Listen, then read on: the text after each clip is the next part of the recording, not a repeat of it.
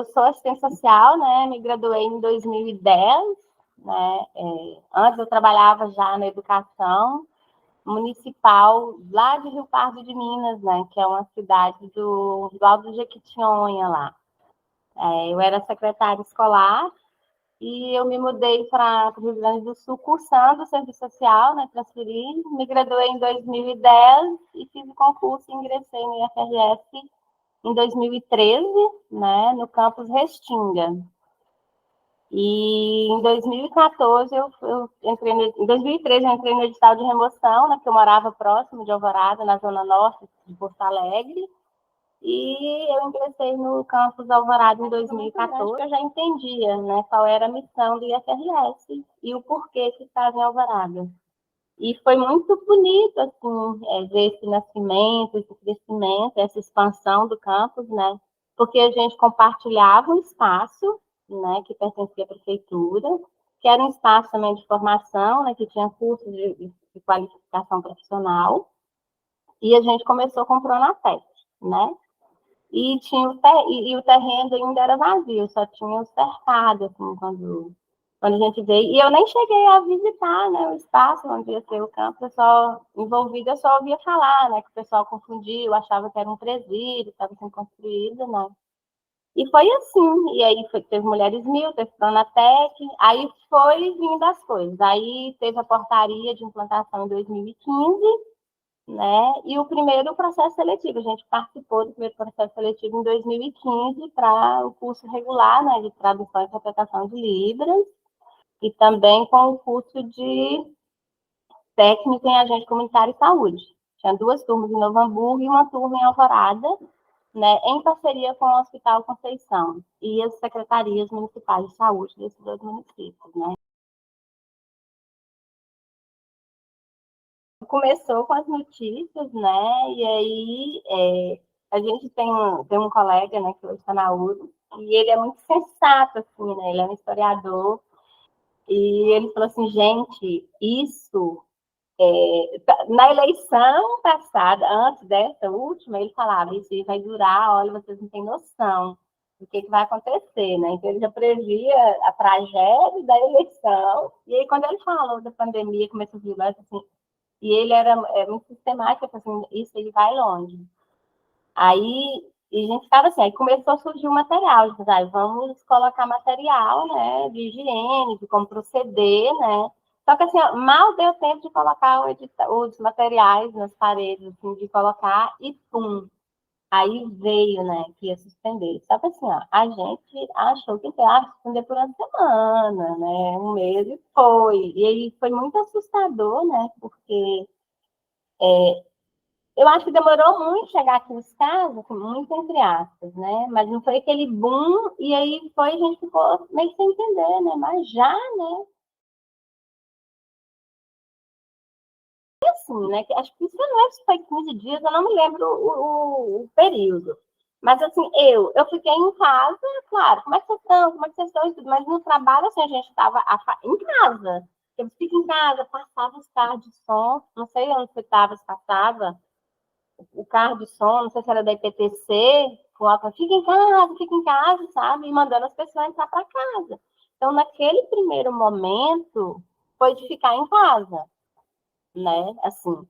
E aí, depois, a gente começou a marcar reunião para ver como é que ia fazer, né? E aí não tinha atividade, porque o calendário, aí suspendeu o calendário por determinado período. Né? Porque eu não, acho que no seu campo, acho que todo mundo foi assim, né? No primeiro suspensão, a gente foi em casa cuidando da gente, não saindo para ver o que ia acontecer, né? E depois a gente começou a fazer reunião, né? Começou a ver a questão da merenda, para fazer chamada pública, para poder transformar o lanche em kits, né? Em pequenos ranchos, né? E aí começou a logística da entrega. Eu morava perto do campus, né? Tinha trabalho de viatura e o Fábio também. E a nossa intenção era proteger também todo mundo, só que alguém tinha que sair. Então, vários colegas se colocaram à disposição. Eu falei, gente, vocês moram longe. Porque se a maioria dos nossos colegas, eles moram em Porto Alegre. Né? Então, uma pequena minoria mora em Alvorada e na Zona Norte. Não, eu tenho carro, para mim não me custa né? Eu vou e eu faço esse contato da entrega. Então, eu e o Fábio, a gente ia entregando, né? Assim, a gente recebia, porque assim, quanto menos gente sair de casa, quanto menos gente estivesse aglomerado, era mais seguro para todo mundo, né? E aí a gente teve colega, né, que adoeceu familiar, a gente teve uma colega que perdeu a mãe, né? Então tinha todo esse cuidado. E a gente falou, gente, como é que tá o pessoal com esse contato, né? Então, o nosso trabalho no início foi essa preocupação em ver como é que as pessoas estavam, né? Então, uma colega nossa que estava grávida, né? Então, a nossa preocupação dela que ela não tinha uma rede, né? A família longe, era só ela e o filho, mas ela e o bebê, né? Na barriga. Então, e aí começou a ter, eu era do Consulp na época, né, representava a minha categoria no Conselho Superior, então começou, e aí os pais falaram, não, gente, aí começou assim, a gente precisa também fazer uma reunião virtual com os responsáveis, né, precisa conversar com os estudantes, né, tinha estudante de quarto ano que ia concluir aquele ano, então a gente precisava explicar às pessoas também como é que a gente estava se organizando, né, então começou a fazer as reuniões, né, as conversas, para a gente planejar, né? Porque assim, a gente não tinha o que fazer, a gente estava planejando, que aí quando começou, suspendia, aí renovava a suspensão em junho. Não, em julho vai voltar, tá certo. Aí renovava a suspensão, até que suspendeu por tempo determinado.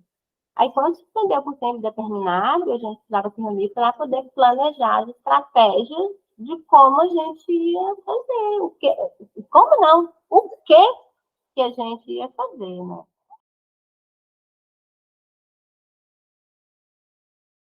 Os campos tiveram alguns critérios, né? Porque, vamos, que a gente tem, quando a gente faz análise socioeconômica, né, dos estudantes que são beneficiados da assistência infantil, a gente, infelizmente, porque a gente tem pouca verba, né, que está muito pequena a verba da assistência infantil, então a gente faz, a gente divide em grupos de vulnerabilidade, né, do 1 ao 4, sendo que o 1 é o mais vulnerável e o 4 é o menos vulnerável, né? Claro, isso a gente coloca vários fatores, que é renda, saúde, situação de moradia, composição familiar, várias características familiares ali para poder dividir em grupos, né? Então, aí alguns campos preferiram dar só para o grupo 1, priorizar, não é dar só para o grupo 1, priorizar. E aí, como eu conheci a realidade, porque tinha pessoas que eram do grupo 4, mas que talvez naquele momento, né? Se você é uma pessoa que tem uma mecânica mesmo, ou tem um comércio, como é que a pessoa vai trabalhar, né? Se está tudo fechado, né? Dependendo do tipo de comércio na época. Aí a gente fez, a gente decidiu que ia ser por livre adesão. Aí, um dia na reunião, eu falei assim, gente, a gente tinha feito um edital de apoio institucional para monitoria, que é o que a gente tem, que nos auxilia para merenda, porque a gente não tem copeira, né? E não tem restaurante, não tem cantina. Então, a gente tinha, no ano da pandemia de 2020, a gente tinha feito o edital, o primeiro edital. Então, tinha essa verba ali. E aí, interrompeu, né? Não ia ter apoio institucional, então suspendeu. Mas a verba tinha. Aí eu falei assim, quem sabe a gente não pega, né, essa verba e faz um apoio monitoria para a turma, uma pessoa da turma, um bolsista, fazer contato com os colegas, né, e dar apoio, tipo um monitor de sala, né? E aí a gente fez, sabe? A gente fez esse edital, selecionou os monitores, né? Aí, principalmente o pessoal do Proeja, né, que tinha. Então, a gente fez isso para nos auxiliar, porque muitas vezes a gente não conseguia contato, né? E ele deu certo, assim.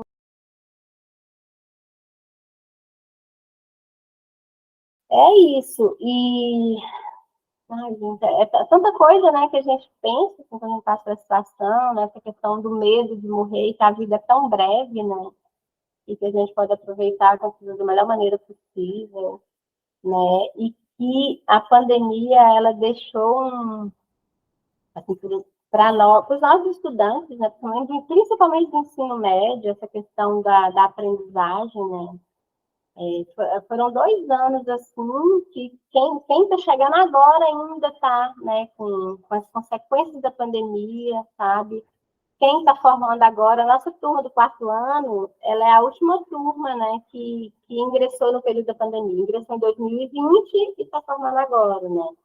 Então, assim, isso deixou uma lacuna na vida de muita gente, sabe? A questão potencializou demais, né, os gatilhos para ansiedade, né, a gente percebe dia após dia, né, os estudantes que concluíram o ensino médio, fez um ano só de presencial, mas de forma também com muita restrição, né, apresenta algumas dificuldades de falar em público, sabe?